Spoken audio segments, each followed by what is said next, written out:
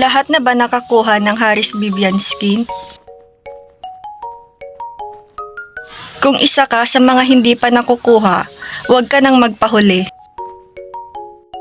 Pumunta lang kayo sa sales at hanapin ang GSI 2026 at i-click ang Go.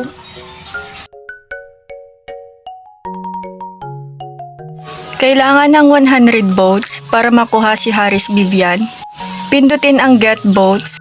May dalawa ditong mission, yung isa daily mission at pangalawa ang period mission. After nyo mag-grind ng task, i-claim all nyo yung coins. Pagkatapos ay pipili kayo dito kung sino ang inyong mga ibobotohin. Dapat maka 100 votes kayo para makuha nyo yung skin.